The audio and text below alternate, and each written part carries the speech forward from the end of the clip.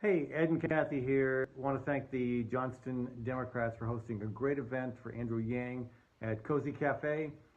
Brilliant guy, really brilliant guy. Yes, he's put a lot of thought into the issues, and he's got a lot of ideas.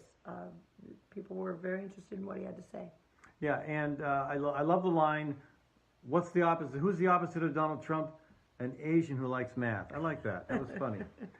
But on climate, we've got some concerns. The indicators are right now that we're looking at a 4% Celsius increase in global temperature by 2100, Yes. which is another word for we're doomed. Yeah. The IPCC, in the report released in October, said we got to keep it at 1.5. Yes. And that's going to require rapid, far-reaching, and unprecedented changes in every aspect of our society. Yes. Do you agree with that? I do. So I believe that climate change is existential threat 1A to our way of life. And the only reason I put economic changes first is I believe addressing the economic changes is necessary for us to activate our people to address climate change. And I say this because if you have 57% of your citizens can't pay an unexpected $500 bill, and they're living paycheck to paycheck, then they have a very hard time bringing their heads up to think about big, far-reaching, future-oriented problems. They have what's called a mindset of scarcity. And a mindset of scarcity has been shown to decrease your functional IQ by 13 points, or 1 standard deviation, and also make you more impulsive and more subject to bad leadership. Also makes you more racist and misogynist. Okay, so I think it's safe to say we have some trouble with that. Yes, as someone who's lived paycheck to paycheck most of my adult life, I'm not fond of the idea that my IQ has been lowered and possibly my children have been raised in a racist and misogynist. And you're a misogynist. That sounds counterintuitive. Yeah, that's pretty unsatisfying. We weren't really particularly impressed with that. And so if you go to our citizens right now and you say climate change is an existential threat, a significant proportion of them will say, I cannot pay my bills, the penguins can wait in line. And so if we put $1,000 a month into people's hands, then we can get their heads up. We can replace a mindset of scarcity with a mindset of abundance and future orientation. And then if we go to them and say, hey, climate change is an existential threat, they'll look at their children and they'll say, yes, it is, and we need to do something about it. Okay, so I'm reminded of the jobs versus spotted owl paradigm, the penguins versus people lifting themselves out of poverty. That's a really disturbing comparison to me. It's not one or the other. And also, you know, we're not. I think we're not waiting on the American people to get this right. This is why we want a president who is prioritizing climate change, not passing the buck literally in this case, just waiting till he can get everybody $1,000, and then somehow that will suddenly fix the problem. Right. It will take quite a while for people to feel that they're out of that mindset of scarcity before they start to wake up to worrying about climate. And in the meantime, we've lost too much time. We need to get on things sooner and not, as you said, pass the buck. And the idea that when people are more financially stable, they'll suddenly start caring about climate change. Well, anecdotally, that's not the case. I mean, the rich have caused the biggest part of this problem. Sorry, I was going to say it. And I don't see people with a lot of money suddenly caring deeply about climate change. So I think that's way off base.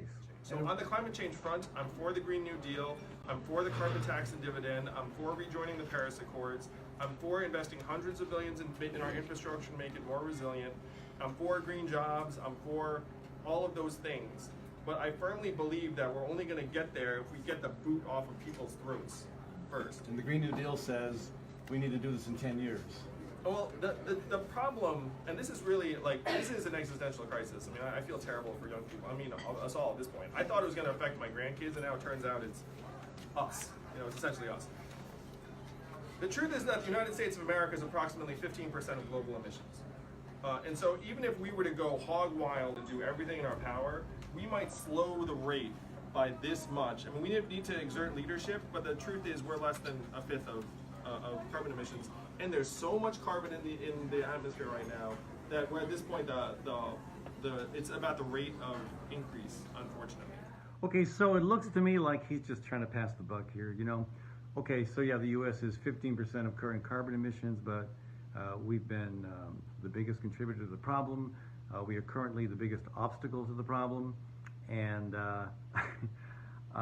you know, we're electing him as well. He wants to be president of the U.S. We expect him to do as much as he can, despite whatever China or India or Europe or anyone else is going to do. Yeah, I do like how he started to talk about he is for the Green New Deal, he is for reducing emissions, etc. But he doesn't provide real solutions to that. So I'm with you, and it's immoral what we've done, and I want to do everything in our power to undo it. I would even be for things like geoengineering.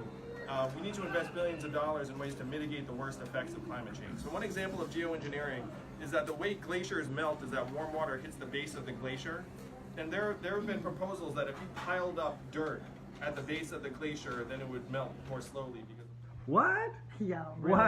What? Wait a minute. What? Where's that dirt coming from? Maybe from the pipeline route. I don't know. Yeah, I don't know. This is sort of a human nature is better than Mother Nature. That's absolutely crazy talk. There's lots of things we haven't agreed with here, but that's genuine crazy talk. Piling dirt around glaciers, no.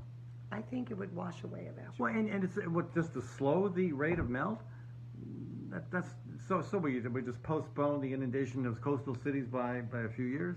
To me, it's an enabling thing too. If we can find some solution to the climate problem, then we can continue to consume as many fossil fuels as we want and then just fix it later. It's not a solution. The destruction of the farmland around my house when that pipe was put in, and currently it's transporting 500,000 barrels of fracked toxic crude a day. The Energy Transfer Partners has plans to increase the capacity. At least we've heard they have plans to increase capacity in that pipe. My neighbor's land was taken. All kinds of friends and neighbors' land was taken through eminent domain or frankly trickery to get that land. What ideas do you have about reining in these oil companies? I think that story illustrates just how corporate dominated our society has become. And one thing that people tend to like about me is you can kind of sense that I owe no one anything on that front. That I joke with my wife that if the mega corps were going to send someone, they wouldn't have sent me. Thank you, Mr. Yang. You definitely understand that it's people over profits. I do appreciate that. That was a very empathetic response, and he agrees that the corporations are favored by the government right now over people. I appreciated his response right here. My question is, if he's not the candidate sent by the mega corporations, who is? Which one of these Democrats is the hand-picked, emissary from Wall Street? That's our job to find out. We'll get back to you on that. And the plan we've come up with is that every American gets $100 to donate to political campaigns at a local or state or at any level a year. And the reason I bring this up is that right now the government is on the side of the oil company. Yes. And then if there are people in the way of the pipeline, they're like, well, you don't matter. You know who matters? The oil company and their lobbyists. But if we put $100 a year into everyone's hands, then we can reclaim our democracy and then make it so that if the oil company is displacing people, then the people's voice is much louder and more powerful. And that's I don't know. Mr. Yang has already said that the people who are in the mindset of scarcity don't have good judgment and aren't making the positive changes that we need in this country. So $100 for people to contribute to a candidate or a PAC, is that right? He's already said that a lot of people are going to put that in the wrong place. So again, they might use it to buy milk or bread or pay the rent.